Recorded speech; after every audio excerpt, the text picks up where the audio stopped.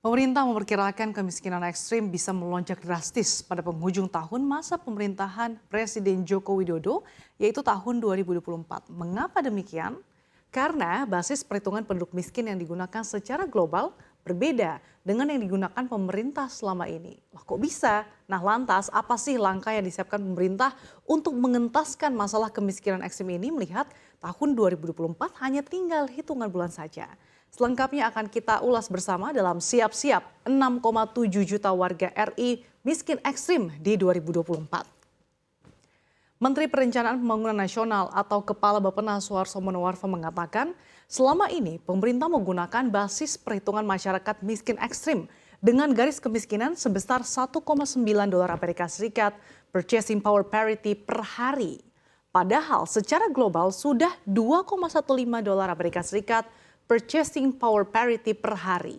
Alhasil, dengan basis perhitungan ini, pemerintah harus mengentaskan 5,8 juta jiwa penduduk miskin hingga mencapai 0% pada 2024. Ini setara dengan 2,9 juta orang per tahunnya. Sementara itu, bila basis perhitungan orang yang bisa disebut dengan miskin ekstrim dengan perhitungan secara global di 2,15 dolar Amerika Serikat triple P per hari, maka pemerintah ini harus mengentaskan 6,7 juta orang penduduk miskin hingga tahun 2024 atau sekitar 3,35 juta orang per tahunnya. Kita lihat lagi di slide berikutnya.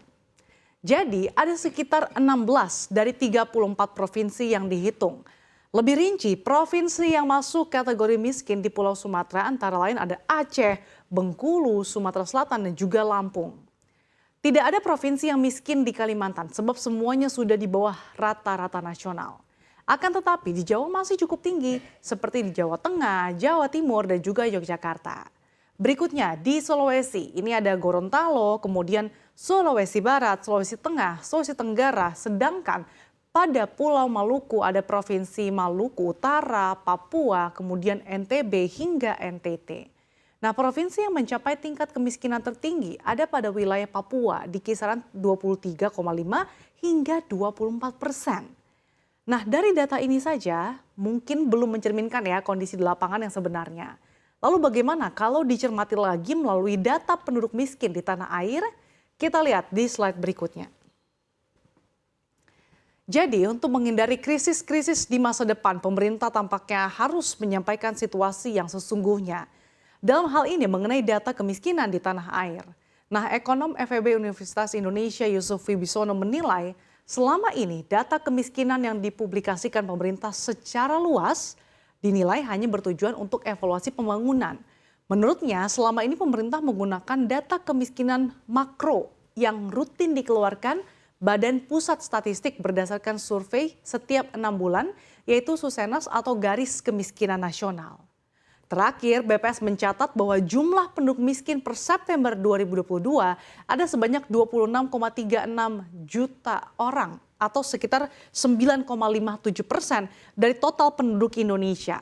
Nah, untuk implementasi kebijakan perlindungan sosial dan juga penanggulangan kemiskinan, pemerintah seharusnya menggunakan data kemiskinan mikro, yaitu data terpadu kesejahteraan sosial yang berisi data 40% keluarga miskin. Angka ini kurang lebih setara dengan 95 juta penduduk, 4 kali lipat dari angka kemiskinan makro. Jadi dengan kata lain, pemerintah sebenarnya tahu bahwa dalam kenyataannya jumlah penduduk yang harus dilindungi dengan bantuan sosial dan dientaskan dari kemiskinan ini jauh lebih banyak dari angka kemiskinan yang resmi atau yang selama ini dipublikasikan. Singkatnya, angka kemiskinan mikro inilah yang harusnya lebih dipublikasikan oleh pemerintah secara luas. Jika penduduk yang berhak menerima bantuan sosial dan juga program penanggulangan kemiskinan semakin banyak, maka kondisi kemiskinan Indonesia sesungguhnya semakin memburuk. Jadi wajar apabila Bank Dunia meminta pemerintah Indonesia untuk mengubah garis batas garis kemiskinan. Sebab suatu negara memiliki penghitungan berbeda dengan Bank Dunia terkait batas kemiskinan. Tapi ketika Bank Dunia menganjurkan perubahan batas kemiskinan sesuai ukuran Bank Dunia dalam analisis kemiskinan global, nah ukuran yang dipakai yaitu pendekatan paritas daya beli atau purchasing power parity yang tadi di awal disebutkan dalam dolar Amerika Serikat. Pendekatan purchasing power parity ini berbeda dengan nilai tukar falas. Misalnya pada 2021, $1 purchasing power parity itu setara dengan Rp4.758. Jadi ketika Bank Dunia menaikkan batas garis kemiskinan ekstrim dari $1,9 menjadi $2,15, maka ini setara dengan Rp10.229 per orang per hari atau sekitar Rp306.870 per bulannya, atau naik dari sebelumnya yaitu Rp9.040 per orang per hari atau sekitar Rp271.200 per bulan. Nah, dengan perubahan garis kemiskinan, maka jumlah penduduk miskin berubah. Ukuran Bank Dunia yang sebelumnya tadi $1,9 adalah berbasis triple P tahun 2011. Sedangkan yang terbaru yaitu $2,15 itu basisnya adalah triple P tahun 2017. Jadi ukuran yang sekarang lebih relevan dan hasilnya jumlah penduduk miskin angkanya semakin bertambah. Inilah yang harus menjadi fokus utama pemerintah saat ini dan juga ke depannya untuk menekan angka kemiskinan. Lalu apa saja PR-nya? Kita akan lihat di slide berikutnya. Pada tahun 2024, pemerintah menargetkan kemiskinan ekstrim dapat turun ke tingkat 0%.